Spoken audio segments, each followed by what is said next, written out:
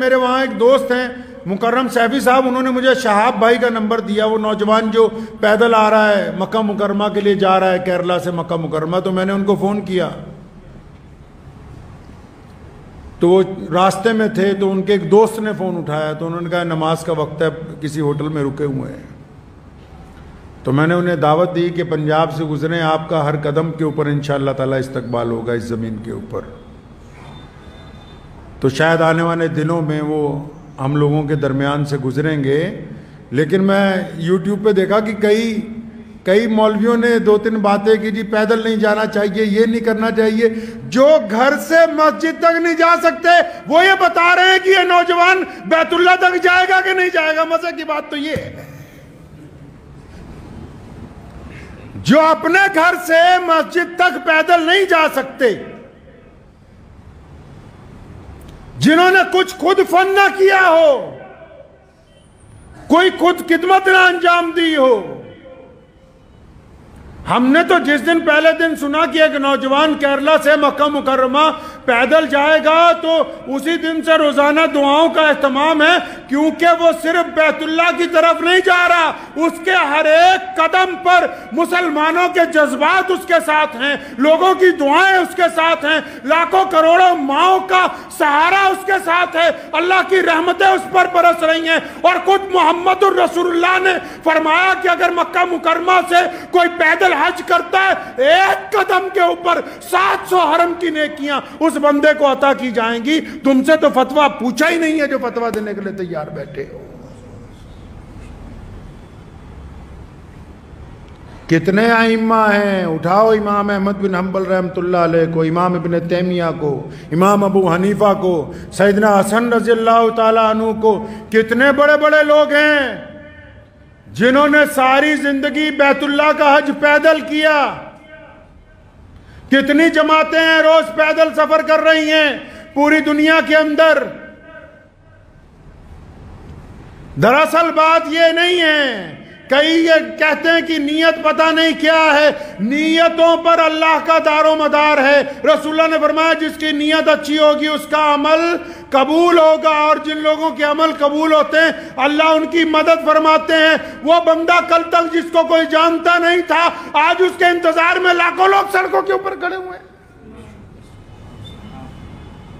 सिर्फ मुसलमान ही नहीं, इस मुल्क के तमाम लोग, क्योंकि लोग ये समझते हैं इस बात को अच्छी तरह कि जो बंदा इतनी दूर सफ़र पे अपने रब के घर की तरफ पैदल जा रहा है, इसके अंदर अल्लाह तबारक व तआला ने ईमान की दौलत रखी है। ये इतने आशिकाने रसूल इसलिए निकले क्योंकि अल्लामा ने कहा ना कि मोहम्मद से वफा तूने, की मोहम्मद से वफा तूने तो हम तेरे हैं, ये जहां चीज है क्या, लौह कलम तेरे।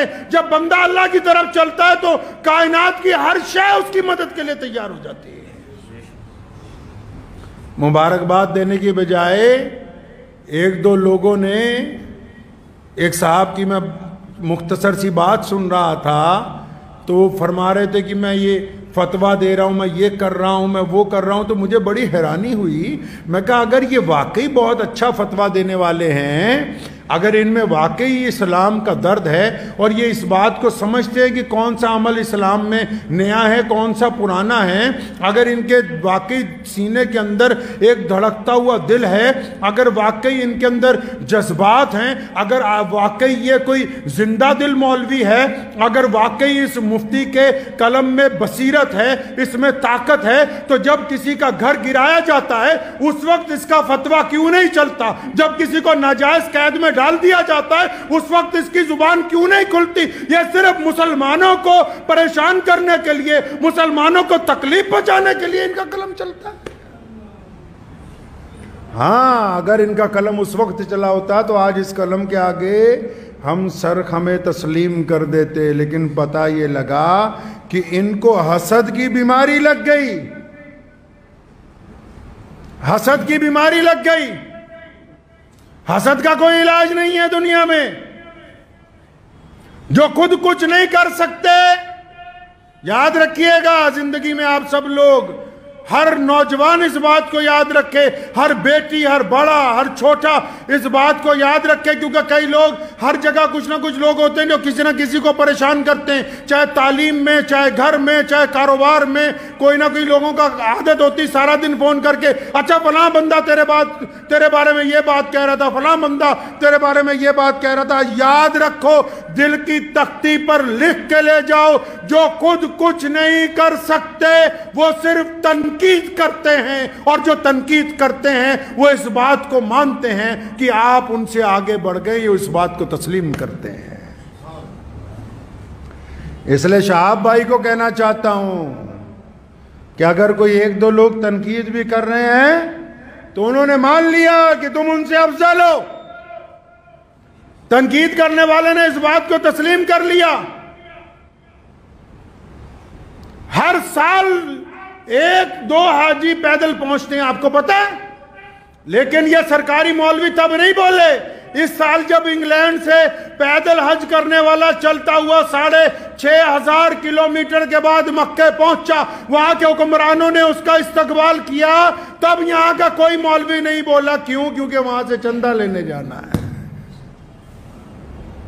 पिछले साल रशिया से, कोहे कफकाज से हमारा एक बहादुर भाई 13,500 किलोमीटर का सफर करके बैतुल्लाह के हज के लिए पैदल गया। ये पहली बार नहीं ऐसा हो रहा है।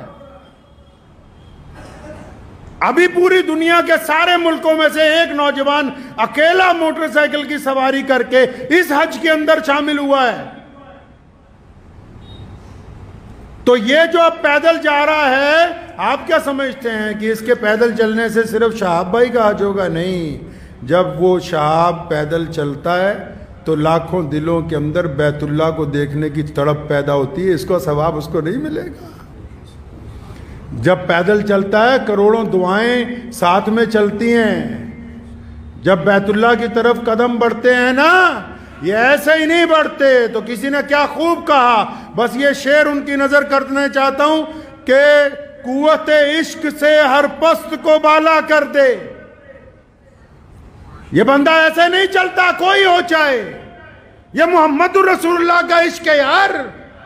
ये हजूर नबी अलैहिस्सलातु वस्सलाम की रहमतें हैं जो जाहिर हो रही हैं। कहा ना किसी ने क्या खूब कि कुव्वत इश्क से हर पस्त को बाला कर दे, दहर में इश्क मोहम्मद से उजाला कर दे। वाखिर दावाना अनिल हम्दुलिल्लाहि रब्बिल आलमीन।